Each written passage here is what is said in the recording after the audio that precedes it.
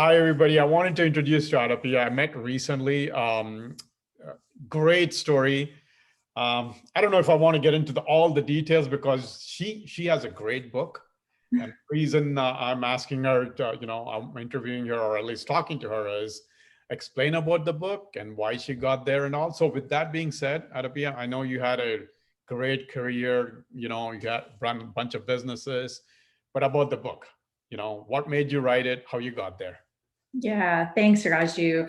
I mean, if you had asked me like a year ago, any time in my life, if I would have written a book about intuition, I would have said you're crazy.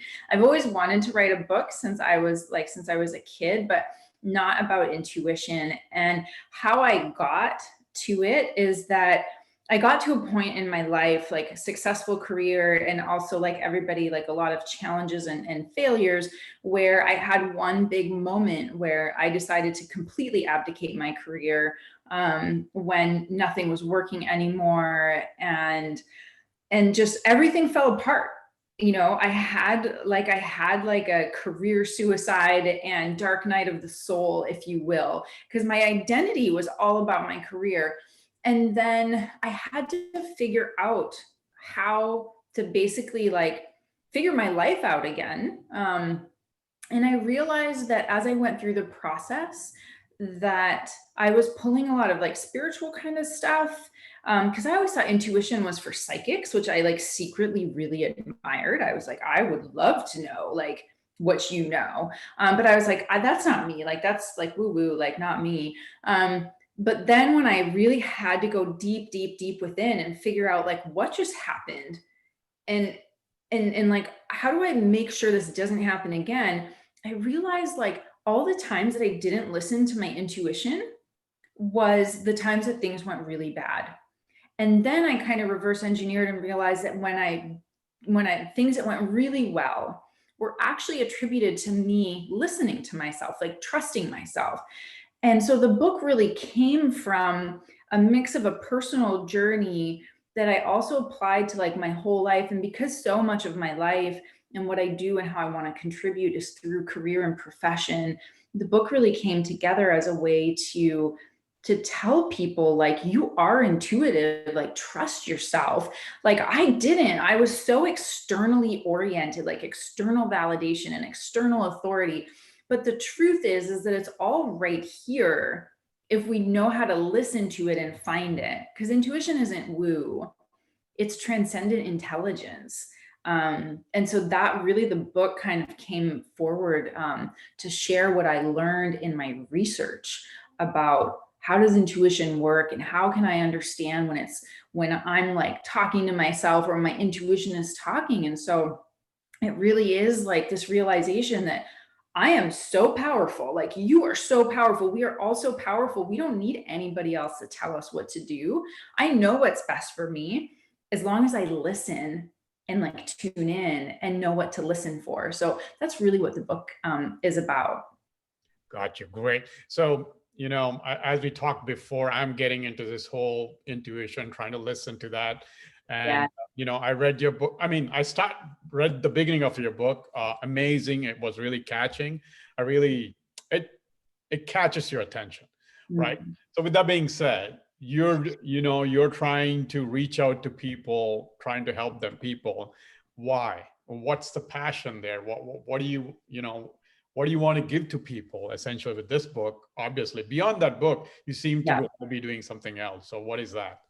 You know, it's comes down to like really like self-empowerment. Um, and just believing in yourself. And the reason I'm really passionate about this for others is that when I went through what I'm going to call an awakening, because it really was on so many levels, I didn't have anybody to talk to. Like certainly nobody in the business world. Like I was like, no one's going to be able to understand what I'm going through because I felt like I didn't belong anymore. And so the only people or places where I could find information were like spiritual, which is really important, like because we're so disconnected from that for the most part. But they couldn't relate to me as a business person. as somebody who puts a really big emphasis on career and on expressing my gifts and my talents and wanting to make a meaningful impact, which I believe we do so much in business. And I realized, like, when I like kind of had the courage to tell some of my stories, which I had a lot of shame around some of my personal stories and other things, like, we're in a culture of shame and silence. Like, don't say this because someone's going to judge you. I mean, it's everywhere, and I realized when I broke that silence, that some people got really angry, right? And then other people said, thank you. I thought I was the only person who felt this way. I felt so alone. Thank you for sharing your story. And me sharing my story healed me. It helped me understand myself and drop the shame and drop the guilt and drop all that crap. And it helped other people not feel so alone. It's like giving permission to you to be who you are, with everything that's good and bad and whatever, because it's neither. It's just who you are, and your experiences are yours.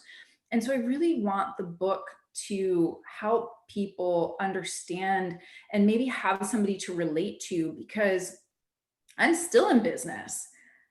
I mean, I thought I was never going to be able to come back to business. I thought maybe I need to go be a monk, because that's how bad it got. It got so bad. But I'm a partner in a private equity firm. So I'm like here to say, like, you are here for big work in the world. And it's not necessarily a job, but how you show up to that and how you show up with others has everything to do with you believing in yourself, accepting yourself, and trusting yourself. And you can still be in business. Because honestly, like, anybody who says that like maybe spirituality and business don't go together is wrong, like 100% wrong. There's no polarity. There's only this unification of all of the fragmented parts of ourselves that we have set aside as not desirable. But really what we're trying to do is put ourselves back together as one very strong, like, unified force. Got you. Awesome. Actually, that's a great point about business and spirituality not being different, because just to, for myself, I was considered, or not, I believe myself to be an atheist, versus once I became an entrepreneur, different, now spiritual. So yeah, great point. Great passion of you. I can see that passion. So the next question, I think I already know, so I'm going to ask it anyway. Yeah. What inspires you to get up every day and do what you do? And maybe this is it, but whatever it is, what inspires you every day to get up? What's your inspiration? I love waking up. I like love waking up. The more that I have figured this stuff out, the more I'm excited to see how I can shape my own world. Mm-hmm. And it's really fun because I'm like constantly like testing things, like, what if I did this, and seeing how basically the world responds to you as you change, right? Like, anytime I remove a limiting belief, things change.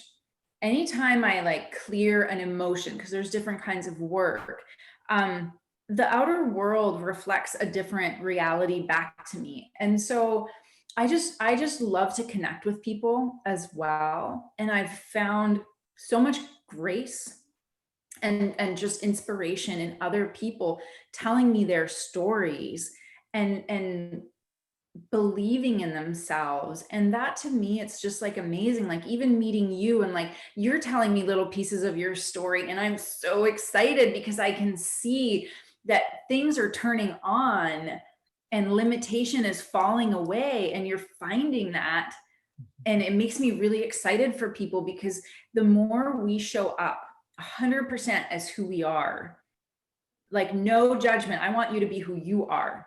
I don't want you to be who I want you to be. I want you to be you. That's exciting for me, because that means that you're going to come forward with everything you have in the world and figure it out.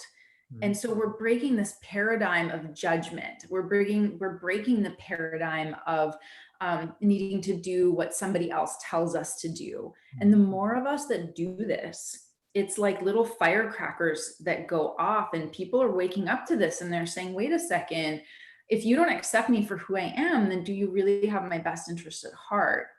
And it just changes the world. My relationships are better. Like everything is honestly like it's better. I still have a ton of challenges, which are just for me to figure out why is that challenging me? And it's usually something to do with my ego, because it's always the ego. I have a very good relationship with my ego.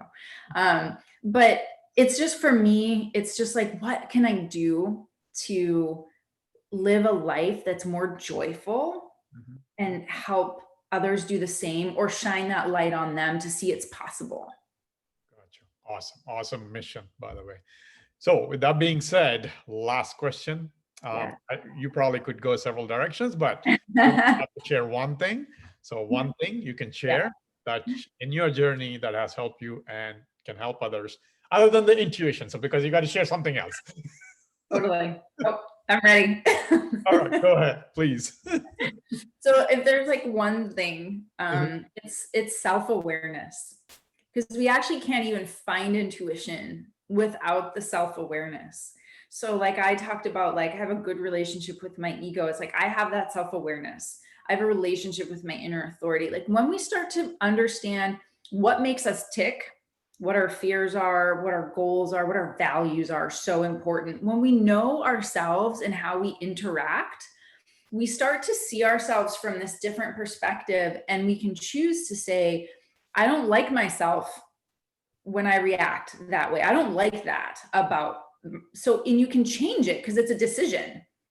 We have so much power with our choices, and like choosing a reaction, like choosing to not say something, choosing to deal with things differently. But that comes from the self-awareness. It comes from the noticing of your own normal patterns and the awareness of how you behave.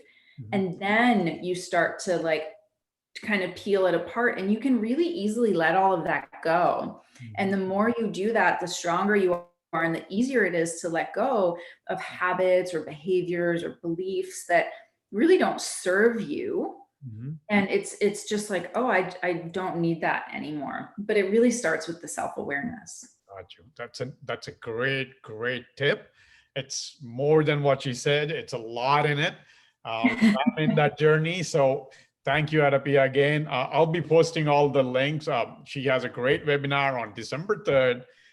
She'll be teaching all this and more. You should attend, because I'll be attending that. And I'll be reading, I only read the beginning of the book. It caught my attention. So I'll be reading it because I'm on that journey, trying to learn that intuition. So AdaPia, again, thank you for taking the time. Great talking to you. And I'll be seeing you on December 3rd. Definitely. Thanks, Raju. I really appreciate it. Bye.